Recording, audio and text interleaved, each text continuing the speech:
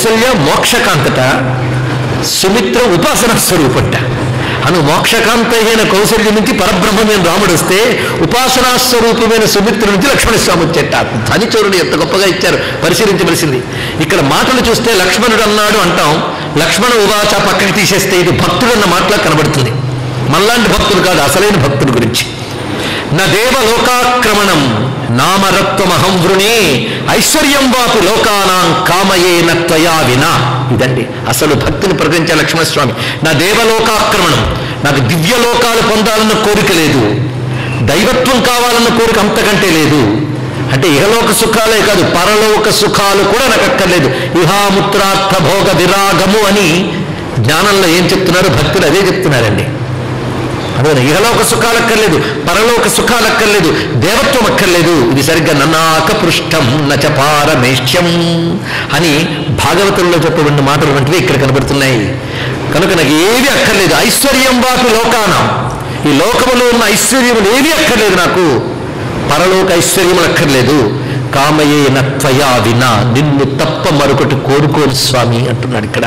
ఇది అనన్య భక్తి. అనన్యాశ్చింతయంతో వాం ఏ జనా పర్యుపాసతే అని గీతలో చెప్పినటువంటి ఆ భక్తి ప్రకటించాడు వెంటనే. అంతేకాదు ధనురాదాయ, నిన్నేమి ఇబ్బంది పెట్టను, నువ్వు ఇబ్బంది పడకుండా చూసుకుంటాను.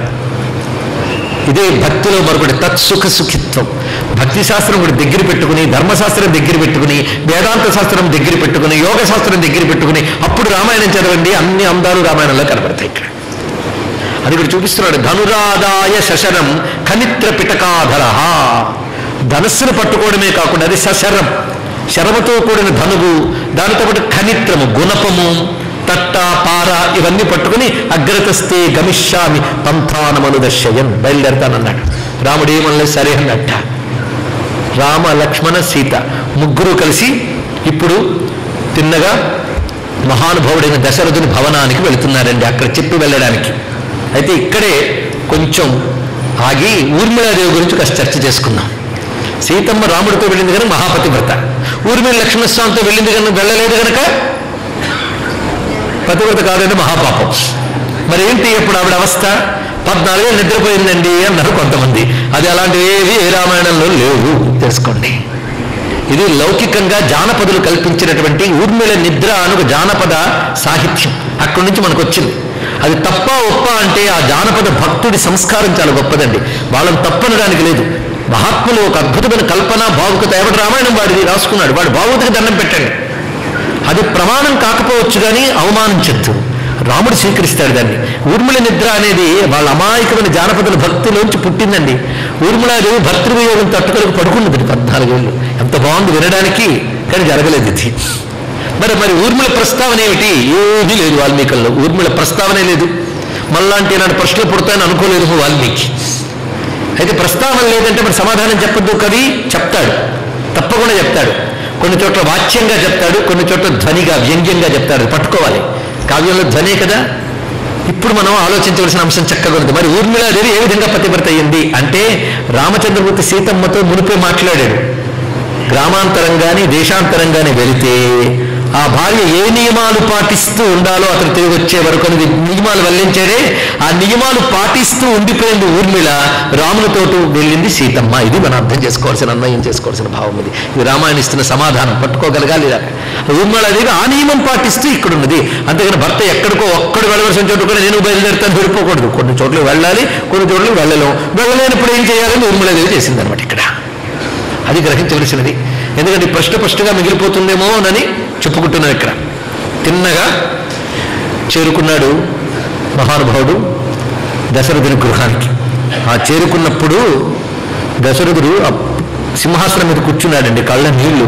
రాముడు వచ్చి నమస్కారం చేసి, తండ్రి నేను వనవాసానికి వెళుతున్నాను అన్నాడు. ఇంతవరకు నువ్వు వనవాసానికి వెళ్ళని దశరథుడు అనలేదు. చూడండి ఇక్కడ పితృవాక్య పాలన అంటే తండ్రి ఇచ్చిన వాక్యాన్ని నిలబెట్టాడు కానీ తండ్రి చెప్పిన వాక్యాన్ని పాటించాడు అనడానికి లేదు. ఇక్కడ జాగ్రత్తగా చూడాలి. తండ్రి ఒకవేళ చెప్పుంటే ఒకటే అన్నాడు ఇక్కడ, అహం రాఘవ కైకేయీ వరదానేన మోహిత అయోధ్యాయస్త్వమే వాజ్యా భవరాజా నిగృహ్యమాం. నేను కైకేయి ఇచ్చిన మాటకి మోహితున్నై ఉన్నాను. నువ్వేం చేస్తావంటే నన్ను నిగ్రహించి, అంటే నన్ను ఓడించి సంహరించి ఎలాగోలాగా నన్ను నిగ్రహించి నువ్వు రాజ్యాన్ని నేలుకో అన్నాడు. అంతేగాని కైకేయి అంటే అలా అంది కానీ నువ్వు వనవాసానికి వెళ్ళకు పట్టాభిషేకం చేస్తాను అనలేదు. చూడండి ఇక్కడ దశరథుడు అంటే తాను సత్య నిబద్ధుడు ఉన్నాడు. అదే నిగృహ్యమాం, నన్ను నిగ్రహించి నువ్వు రాజ్యం వెళ్ళు అన్నాడు. ఇది నిజంగా రాముడు తండ్రి మాట వింటే అవన్నీ చేయాలి. ఆవేశంతో అన్న మాట కాదండి, తండ్రి ఆనాడు నిబద్ధుడు ఇచ్చిన వచనం. అందుకు సత్యం యొక్క అప్లికేషన్స్, సత్యం యొక్క స్వరూపం మనకు తెలియడం లేదు. రామాయణం జాగ్రత్తగా చూస్తే తెలుస్తుంది సత్యం అంటే ఏంటి. ఇది తెలియకపోతే బోల్డ్గా స్థూలంగా చూసి సత్యం గురించి చెప్పడం కాదు. సత్యం అనగా నిబద్ధత, ఇది ప్రధానమైనటువంటిది. తాను ఇచ్చిన మాట అది న్యాసము, నీకు తప్పకుండా ప్రతిజ్ఞ చేశాడు, అది నిలబెట్టుకోవాలి. కానీ ఇప్పటికీ ప్రతిజ్ఞాభంగం చేస్తాను అనలేదు. చూడండి దశరథుడి వ్యక్తిత్వం చూడండి, ఇంత బాధలో కూడా నన్ను నిగ్రహించి రాజ్యమేలన్నాడు. కానీ రామచంద్రమూర్తి అన్నాడు, త్వామహం సత్యమిచ్చామి నానృతం పురుషశభ. ఎంత గొప్ప మాటలండి. అదే రామయ్య మాటలు చదువుతుంటే రామాయణంలో చాలు మధురం ఆయన మాటలు. అందుకే నేను నీ యొక్క సత్యాన్ని కోరుకుంటున్నాను, నీకు అసత్య దోషం రాకూడదు, అది నా యొక్క సంకల్పము. ఇది రాముడు అంటున్నాడు. నచ సఖ్యం మయా తాత స్థాతుం క్షణమపి ప్రభో. నీకు అసత్య దోషం రాకూడదు కనుక నేను క్షణం కూడా ఇక్కడ ఉండడానికి ఒప్పుకోవడం లేదు, నా మనస్సు అంగీకరించడం లేదు. అందుకు నన్ను అంగీకరించు. నేను రాజ్యం కోరుకోవట్లేదు, సుఖాన్ని కోరుకోవట్లేదు, సీతను కూడా కోరుకోను, స్వర్గాన్ని కూడా కోరుకోను, నీ సత్యం కాపాడబడాలని కోరుకుంటానన్నాడు. ఇక్కడ ఈ మాటలో నచ మైథిలీమని వచ్చిందండి.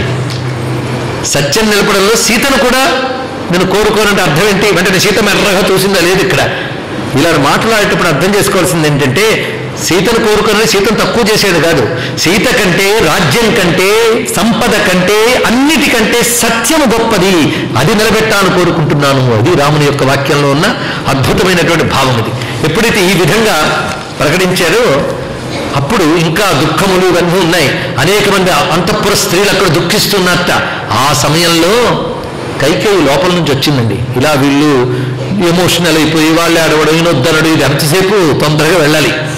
కైకేయి వెంట లోపలికి వెళ్ళి నార చీరలు పట్టుకొచ్చి లక్ష్మణస్వామికి ఒక జత, రామచంద్రమూర్తికి ఆయనకి ఇవ్వాల్సిన వస్త్రాలు ఇస్తూ సీతమ్మకు కూడా ఇచ్చింది నార చీరలు.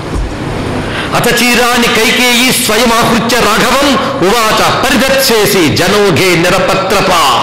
అంతమంది జనాలు చూస్తున్నారు. ఒకవైపు అంతఃపుర కాంతలు, మరొక రాజముఖ్యులు, సామంతులు, వశిష్ఠుడు, మహర్షులు ఉన్నారు. అలాంటి చోట నిరపత్రప, సిగ్గు అనేది కూడా ఆలోచించకుండా ఆ తల్లి పరిధత్స్వ, ఇదిగో పెట్టి ధరించు అనిచ్చింది రామలక్ష్మణులకు. అంతే. వెంటనే చక్కగా రాముడు ఆ నారచీరని తన వస్త్రాన్ని చక్కగా కట్టుకున్నట్టండి మహానుభావుడు. లక్ష్మణస్వామి కూడా కట్టుకున్నాడు. సీతమ్మకి చూసింది ఆ నారచీర చూడగానే, ఎప్పుడు ఆ తల్లి ఇంతవరకు పుట్టినిల్లు మెట్టినిల్లు కూడా వైభవాల ఇల్లు, సౌభాగ్యాల భవనాలు, అక్కడ ఆవిడెప్పుడూ కట్టిన మృదువైనటువంటి మెత్తనైనటువంటి చీరలు, ఈ కఠినమైన నారచీరలు ఎప్పుడు చూడలేదు ఆ తల్లి. ఆవిడ చేతిలోకి తీసుకుని ఎలా వేసుకోవాలో కూడా అర్థం కావట్లేదు. ఆవిడ చూస్తుందిటంతా. ఆధ్యాత్మ పరిధానార్థం సీతా కౌశేయవాసిని. కౌశేయవాసిని అంటేనే పట్టు చీర కట్టుకుని నిలబడి ఉన్నటువంటి సీతమ్మ సమీక్ష చీరం, ఈ చీరను చూసి పుషతి వాకురామివ, భయపడుతుందో చూస్తూ. కథన్న చీరం బధ్నంతి మునయో వనవాసిన, ఏమని అడుగుతుందో చూడండి. వనవాసినులైన మునిపత్నులు ఈ నారచీరలు ఎలా ధరిస్తారో కదా అని చూస్తుందట. పైగా తెలియక, అది ఎలా వేసుకోవాలో తెలియక, కృత్వా కంఠేచ సా చీర మేక మాదాయ పానిన తస్థా హ్యకురుసలా తత్ర వ్రీడిత జనకాత్మద. చిత్రాన్ని వాల్మీకి అలా చిత్రీకరిస్తున్నారు చూడండి. ఇక్కడ ఆ చీరను తీసుకుని ఒక అంచు తన యొక్క కంఠం మీద వేసుకుని మరొకంచు చేత్తో పట్టుకుంటుంది. ఎలా కట్టుకోవాలో తెలియక చూస్తోందట. అక్కడ రామచంద్రమూర్తి తాను వస్త్రం ధరించి ఈమె దగ్గరకు వచ్చి ఆయన చెప్తున్నట్టు ఎలా కట్టుకోవాలో వివరిస్తున్నాడు. సభలో అందరూ చూస్తున్నారండి.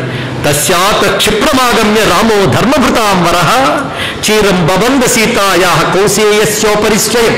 ఆ పట్టు చీర మీదనే ఇది ఎలా కట్టుకోవాలి, ఈ చీర యొక్క పరిమాణము వేరు, కట్టే తీరు వేరు, అది ఎలా కట్టాలో చెప్తున్నట్ట. ఎప్పుడైతే రామచంద్రమూర్తిలో చెప్తున్నాడో ఆ బంగారు తల్లికి, ఆ పట్టు వస్త్రాలు ధరించే తల్లికి ఈ నారచీర కట్టవలసిన పరిస్థితి, అది ఎలా కట్టాలో రాముడు చెప్పడం చూడగానే మొత్తం అక్కడున్న అంతఃపుర కాంతలందరూ గొల్లుమని ఏడ్చేటండి. మొత్తం అంతమంది కూడా భోరుమని విలపించారు. అంతఃపుర గతానార్యో ముముచురు వారి నేత్రజం. అందరికీ కళ్ళ నీళ్ళు తిరిగేట ఒక్కసారి. అది ఎంత కరుణ కలిగిన సన్నివేశం అంటే, అప్పుడు విశ్వామిత్రుడి వల్ల తన పుత్రుడు మరణించినా నిభాయించుకోగలిగిన వశిష్ఠుడు ఈ దుఃఖాన్ని మాత్రం తట్టుకోలేకపోయాడు. మహానుభావుడు ఒక్కసారి వెంటనే రాముడు ఆ చీర లేదు మన రాముడి దగ్గర నుంచి తీసుకున్నట్టు ఆ చీర. చీరే గృహేతి త్వయా సమీక్ష నృపతే గురు నివార్య సీతాం. సీతమ్మ నువ్వు నాల చీర కట్టుకోవడానికి వీల్లేదు ఇది అన్నాడు. ఇక్కడ వెంటనే కైకేయి వైపు తిరిగేట వశిష్ఠుడు అంతటి వాడంటున్నాడు. అంత నిగ్రహ సంపన్నుడే వశిష్ఠుడే. అతి ప్రవృత్తే దుర్మేధే, అతిగా ప్రవర్తిస్తున్న దుర్బుద్ధి కలదానా కైకేయి కులపాంసని. ఉత్తమ కులంలో పుట్టే కులాన్ని చెడగొట్టడానికి. వంచగిత్వాచ రాజానం నా ప్రమాణేవ తిష్టసి. నువ్వు రాజుని వంచి ప్రవర్తిస్తున్నావు. నేను చెప్తున్నాను సీతమ్మ అసలు అరణ్యానికి వెళ్ళరాదు. ఎందుకంటే రాముడు వనవాసానికి వెళ్ళాలని నీ నియమం. తమ్ముడు ఒకళ్ళేకో వెళ్తే వెళ్ళాడు, కానీ సీతమ్మ వెళ్ళడానికి వీల్లేదు. గట్టిగా చెప్తున్నాడు వశిష్ఠులు వారు. సీతమ్మ కష్టపడ్డం అనేది వశిష్ఠులు వారే తట్టుకోలేకపోతున్నారు. ఇక్కడ నా గంతవ్యం వనం దేవ్యా సీతయా శీలవర్జితే.